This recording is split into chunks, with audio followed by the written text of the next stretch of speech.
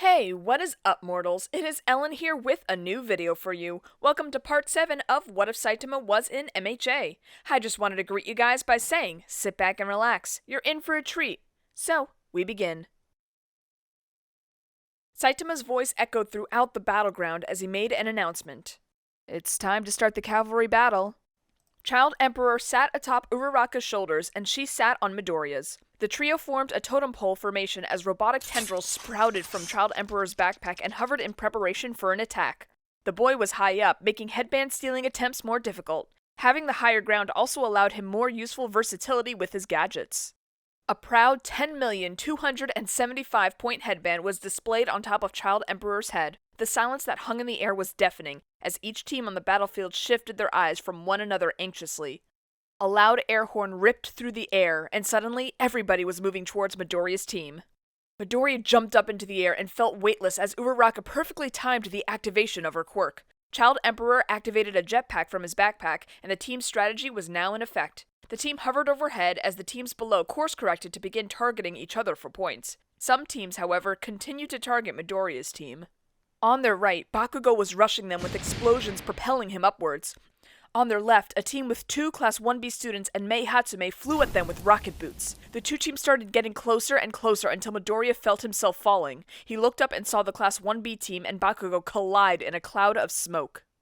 Child Emperor had turned off his jetpack to allow gravity to do the dodging for them. He reactivated the device and they hovered about 20 meters above the other teams. A tongue suddenly shot out from below them and wrapped around a robotic arm and started pulling their team down. The tongue originated from Tsu, who hid underneath Shoji's dupla arms for protection. The force of Tsu pulling down and the jetpack flying upwards struggled for dominance. Another robotic arm sprouted from the kid's backpack and it wielded a bat. The arm moved to hit Tsu's tongue, but it was suddenly knocked out of its grip. A larger-than-normal dark shadow grabbed onto the robot arm and tore it from the backpack, causing Child Emperor to pull out the big guns, literally. Various flamethrowers and laser shooters emerged from the backpack and blasted Dark Shadow. The creature roared as he grabbed onto another robot arm and forced their team down.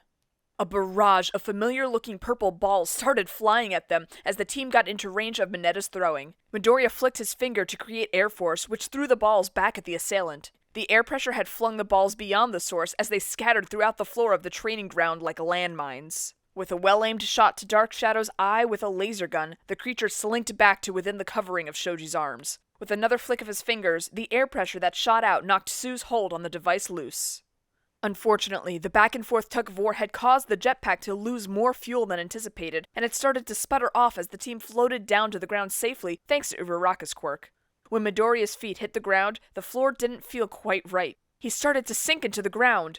A Class 1B team stood across from Midoriya's team as one of their students softened the ground beneath them. Vines started rushing towards their headband until a machete-wielding robot arm chopped them off before reaching them. Another attack from the side slid past the machete and approached dangerously close to the team's headband. Midoriya kicked his leg up and out of the quicksand, causing a wall of softened ground to come up with it. The kicked-up ground blocked the attack and it quickly retracted as fast as it came. The attack originated from Sero and his team rushed the cornered trio. Midoriya's legs were now submerged down to the knees. No matter what movement he made with his legs, there was nothing he could do to get out of it. It seemed like the more he struggled, the deeper he sunk in. Midoriya had to do what he could while in that position. "Brace yourselves," Midoriya warned as his teammates held on to one another. "Consecutive normal punches!"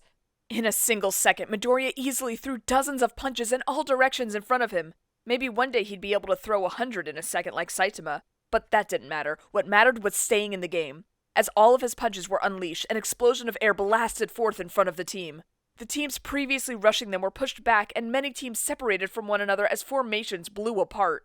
Headbands flew wildly in the air as contestants scrambled to gather points and get back together, sufficiently distracted from Midoriya's team. The backlash from the attack had pushed Midoriya's team out of the quicksand, and Child Emperor was able to latch his robotic arms into solid ground, securing them from being blown around. The consecutive normal punches were instantaneous and no one was able to see what had caused the huge gust of wind due to how quick Midoriya was. Saitama saw, however. He smiled. Once the winds died down, Midoriya's team found themselves yet again cornered. Todoroki's team had surrounded them with walls of ice and there was no easy way to escape. Ida's engine calves suddenly started igniting a light blue flame as he rushed Midoriya's team. Midoriya stayed light on his feet as he maneuvered his team out of reach from Todoroki's team.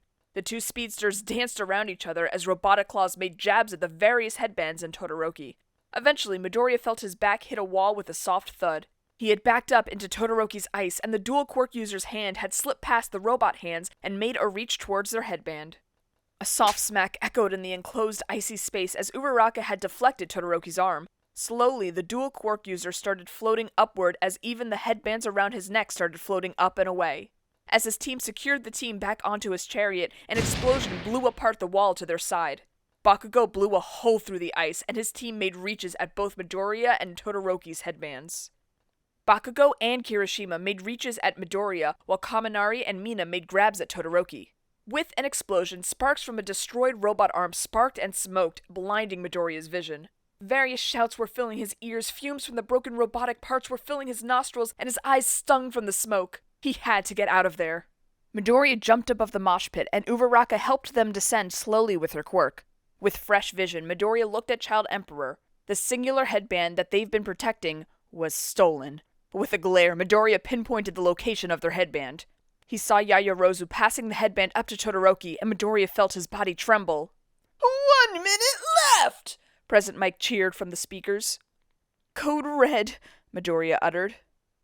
Uraraka and Child Emperor shared a nod to each other as they held onto one another to prepare for Midoriya to enact his last-ditch effort plan. The freckled teen didn't think he would end up in this situation, but it was dire.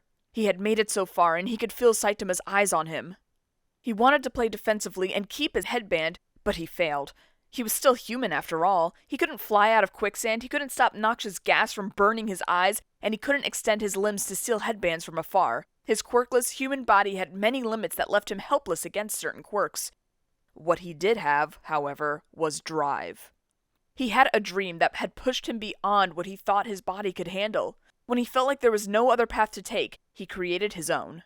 He flashed back to his mother holding him as a child, crying as she apologized to him for his quirklessness. Saitama's voice echoed in his head. Go beyond, plus ultra style, kid. One moment, Midoriya was in the air, the next he seemingly teleported elsewhere. He landed on the ground with such speed that when he moved to his next position, the wind hadn't even caught up to his previous position. One moment there was nothing in front of Todoroki's team.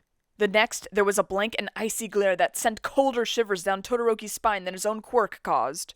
Midoriya threw his hand toward Todoroki's face with so much intensity, Todoroki felt his life flash before his eyes. In a moment of pure instinct, a flash of fire erupted from the left side of his skin to protect against the incoming attack. Midoriya's fist paused right before reaching Todoroki's face, and an intense blast of air pushed his air back and blew out his flames. The ice wall that stood behind his head cracked and shattered from the pressure. With a smooth motion, Midoriya snatched a random headband from Todoroki's neck and tore it off. 1 second he was there, the next he wasn't. He appeared in front of Bakugo, and the blonde couldn't even twitch a muscle in response to the sudden appearance. The explosive teen blinked. When he looked down, he saw that one of his headbands had been stolen. Midoriya paid a visit to every team on the battlefield in the form of his afterimage. He dashed and stole one headband from every team he could. Saitama pressed his face against the glass as his eyes perfectly traced the movement Midoriya made on the battlefield. He was moving faster than he previously could. The kid was starting to reach his level. The movements were light, calculated, and smooth like butter.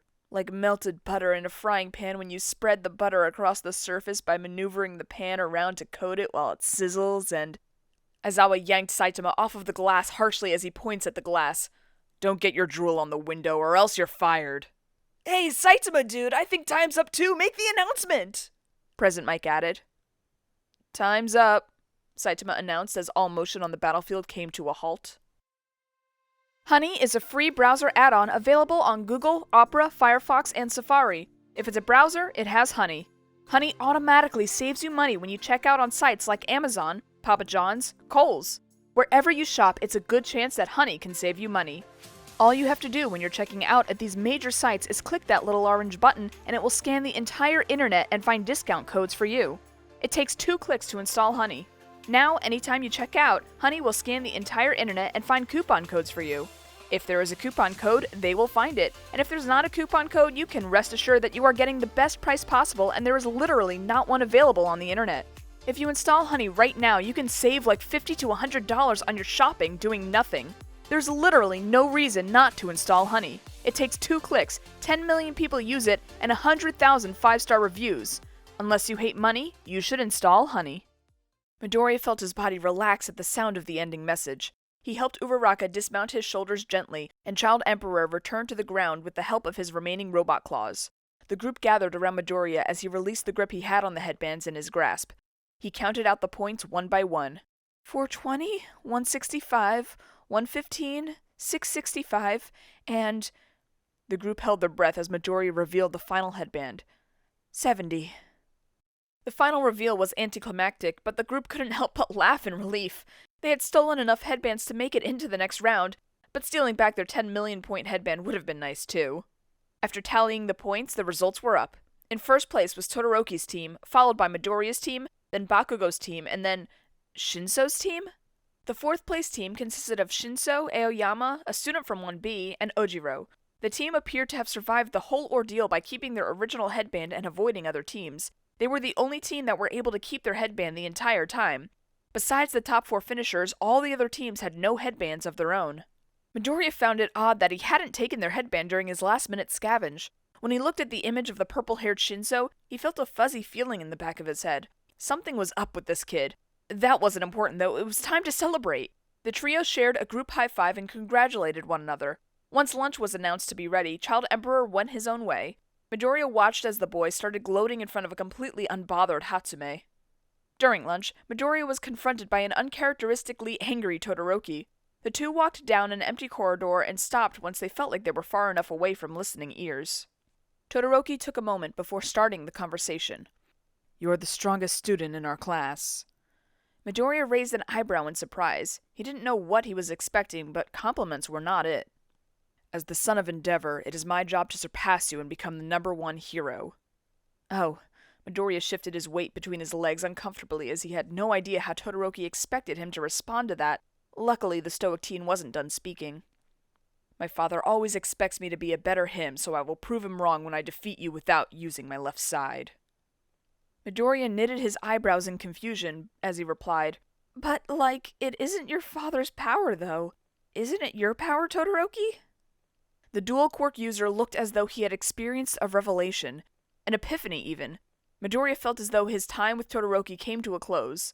He slowly took a couple of steps away, and seeing that Todoroki didn't try to stop him, he continued on his way. Passing a corner, Midoriya sensed Bakugo's presence. He was definitely eavesdropping. He pretended not to see the blonde. After lunch ended, it was time for the one-on-one fighting tournament. The brackets were made, and the students were about to be dismissed to their waiting room until... "I want to drop out of the race." The voice turned people's heads toward the speaker. It was Ojiro from Shinso's team. Another voice popped up in agreement. "I want to drop out too." The other voice belonged to Shota, who was also on Shinso's team. The teens admitted that they didn't remember the cavalry battle at all. It was as if their bodies were moving on their own the whole time. Midoriya looked at Shinso, and the teen had a smile plastered on his face. He was the cause of this. Perhaps it was his quirk. After much deliberation, 2 students were chosen to be replacements for the dropouts, Bad and Shiozaki. The tournament brackets were updated, and Midoriya searched for his name on the list. He would be the 6th battle, and he was against... Oh, how the tables have turned. Midoriya turned and saw Child Emperor right at eye level due to the shorter kid's robot arms elevating him. "It looks like I have 5 battles to get my prototype up and running." The kid smirked with a cocky grin. The boy stalked off with the robotic spider-like limbs carrying him away. Midoriya decided that he'd spend the time before his fight watching the other battles. The first was going to be interesting. Bad versus Shinso, and the winner would go against Todoroki. President Mike's voice echoed throughout the stadium. "Let's get this party started!" Thank you all for indulging yourselves in all this information thus far. I hope you enjoyed it. Now there are a few more things that I'd like to go over before the video ends. Firstly, if you're in the mood for some great storytelling, We the Celestials has got you covered. Our We the Celestials, My Hero Academia, and Naruto What If channels retell the story of their namesake anime with a twist. Check it out if you're interested. Secondly, on behalf of We the Celestials, I'd like to thank everyone involved in the production of today's awesome content. Their details can be found in the description below. Lastly, if you're interested in what we do here at We the Celestials, then I'd like to extend you an invitation to join the team. The only caveat being that we only accept members from 16 years and up to join our crew. You can sign up for whichever category fulfills your interests by joining the recruitment Discord using the link in the description below. We're always looking for new members to join us. Well, that's it from us for today's video, so thank you all for watching and have a great day.